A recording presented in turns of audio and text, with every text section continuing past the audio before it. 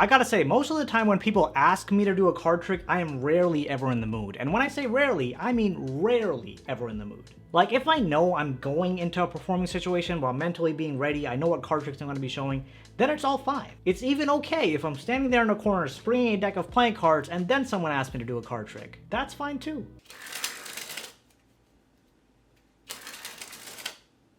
Yeah, that was literally me back in the day, so if you do that, you're okay. So anyway, this trick is for those days where you're feeling kind of lazy, but you still want to get great reactions. You can do this with any deck, anytime. What up, crew? It is Magic Monday, and this is your place to learn Magic, master performance, and captivate audiences. If you're joining me for the first time, hello there. My name is Vineet, and I go by CardMechanic here on YouTube. Here's what I love about this effect. You can run through this trick exactly one time before performing it, and you'll absolutely be a pro. You can literally do this trick after watching this video, and it looks impossible to do. If all this sounds perfect for you, make sure to smash that like button and subscribe to keep that content coming. And now, let's do this. Okay, check this out. So these are the first playing cards by Chris Ramsey, V3 edition, if you did not know that. So we'll start off this card trick nice and easy by giving the deck a quick little shuffle, and then we can even hand it over to the spectator. Now at this point, the spectator will be taking care of the entire trick, and you're pretty much going to be doing nothing as the performer. So I'm going to ask the spectator to cut the deck into 3 piles. So 1, 2, and 3. They're close enough in size, so it doesn't really matter too much. Now, I'm going to turn around, being the performer, close my eyes, leave the room, lock myself in a closet, be what may. I'm going to ask the spectator to pick any one of these 3 piles. Let's say they pick this one right here. I'm going to ask them to shuffle it up once they've selected a pile. And after they've been satisfied with the shuffle, they're going to take a look and remember the top card of that pile. Hopefully you got that memorized. They're going to take this pile now, turn it face up, put it on top of either one of the other piles, let's say that one right here, then cover it up with the other pile, leaving it in kind of a sandwich like this, and then they're going to break this deck in half and riffle the 2 halves together. And keep in mind, this entire time, I am locked in a closet. Once all this is complete, I'm going to ask them to give the deck a cut, and then unlock me from my binds in the closet. When I come back, I'm going to take a look at the deck. The spectator could also spin the deck around as many times as they want, and they can clearly see that there are some cards face up, some cards face down, you know, cards facing ever which way. Now, the question is, how can I possibly find the spectator's selected card? Here's what I'm going to try. I'm going to try my best right here. Usually this doesn't work, but I'm just going to give it my best shot. I don't see your card actually being any one of the face-up cards, so we're going to start eliminating like this. I'm going to say these are not your cards. I'm going to say these are not your cards. So your card's somewhere here lost. Just do me a favor, think of your card. Of course, we know it's not face up here. So what I can do is actually get rid of all the face up cards. Just like this. That leaves us with just 4 cards in the face down position. Whew, this is where it gets tough. This is where it gets tough. Now, of course, you don't know which any of these, which are your cards. I'm going to flip them all over. Just like this. Okay. Now, what are the chances of you actually picking an ace of spades? I'm going to get rid of that right away. And chances are, right, you picked a club, because I see 2 clubs here. And now we're going to stick between these 2 cards. Which one of these is your card? Just do me a favor, tap either one of these cards. This one right here. All right, check this out. The card you selected is the one you tapped, the 7 of clubs. Alright my friends, so check this out. This is one of my favorite lazy card tricks to perform, and just to give you a little bit of background on it, it is known as Any Deck, Anytime by Carl Fulves. What I love about this trick is the spectator pretty much sets up the entire thing for you. All you really have to do is come back to the deck and pick out the spectator's card. So it entirely depends on how you want to reveal the card at the end, really depends on your performance.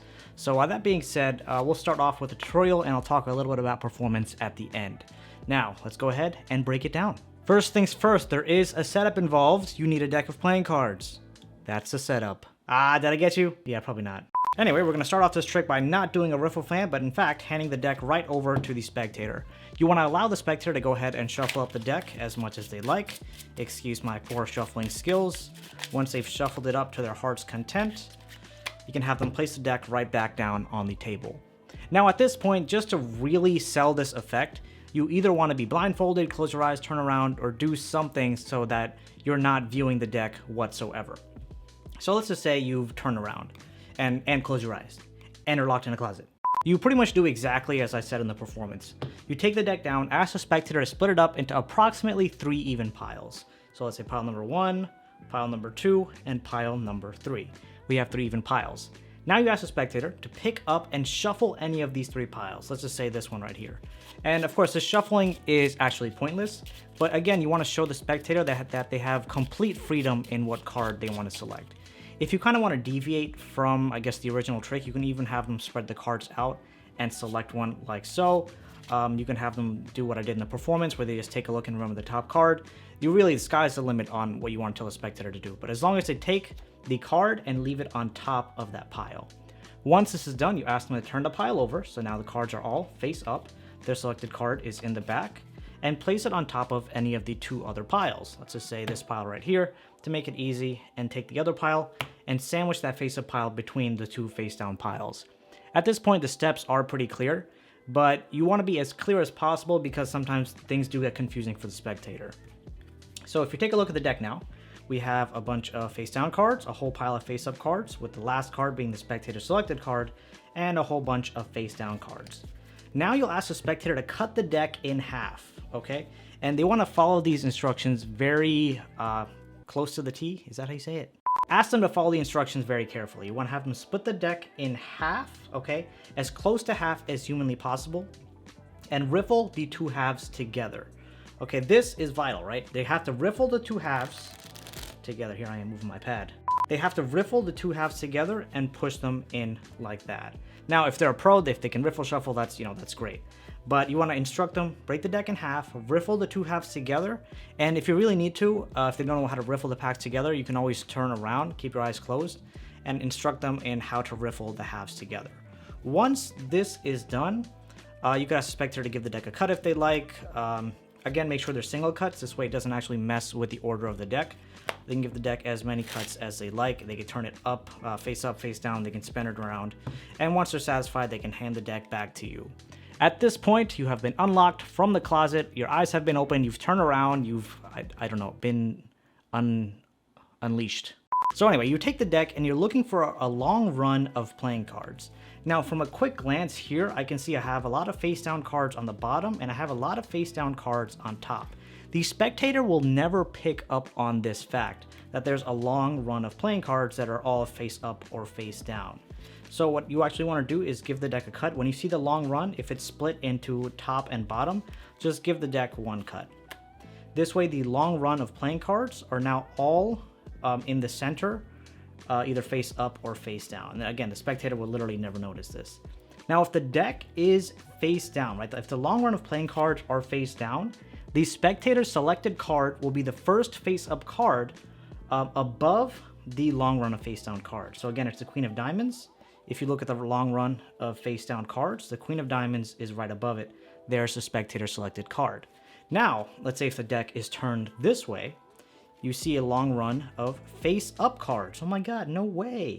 And the first face down card will be the spectator's selected card. So it's very simple to locate the spectator selected card based on this long run of playing cards. Now, generally, I approach the revealing aspect of this trick in one of 2 ways. Either 1, I kind of see it as like a facial reading type thing, or 2, I leave it up completely to chance. So going for the facial reading type approach, in this case, the cards, a long pile of cards, are face up. But again, you can turn the deck whichever way you want. I'm just going to talk about the face up approach, and you can take it from there. So similar to what I did in my performance, I said, take a look at all these cards. From your facial expressions, I can kind of see that you don't see your card. That means your card is probably one of the face down cards. So I slowly start eliminating parts of the deck. Okay, and during this elimination, I'm not going to get rid of all the face-up cards immediately, because then I know I'm going to lose the spectator selected card if I just get rid of all the face-up cards. So I slowly start getting rid of cards. It's I can come here, take some of these out, come here, take some of these out. And you could even do this in a face-up approach, as I mentioned. So you can say it's one of these cards here. Of course, the spectator selected card is the Queen of Diamonds. So if the cards are all in a face down approach, I feel like it's easier to kind of start eliminating, but you can say it's one of the face up cards. And honestly, here I would start eliminating half this way, half this way. There are a couple of cards left. Like I said, it's all face up. And then I just remove all the face up cards, similarly to what I did in my performance, except I did it with all face down cards. And then you can kind of do a slow reveal of facial readings. You can kind of go with a probability type approach.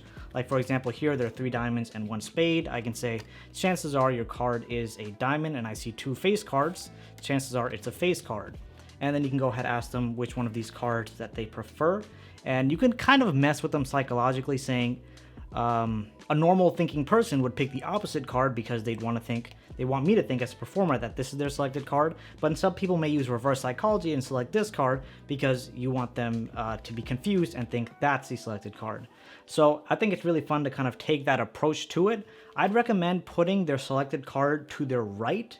So in my case, this is my right. You want to put it on your left, because chances are people will select the card that is on their right. You can even have them be face down and really explore any kind of performance that you want to do with this. See how easy that was? You can literally do this with any deck at any time in any situation. It is literally perfect for anyone who's getting started in Magic today, or even for anyone who's been doing Magic for years. That's all we got for today's effect. If you want to check out some more simple card tricks, click on that video right over there. I'm sure you can find something that you'll love. As always, thanks for joining me. It's a pleasure having you here. Have a great day ahead, and I'll see you hopefully in that video. You're the real MVP.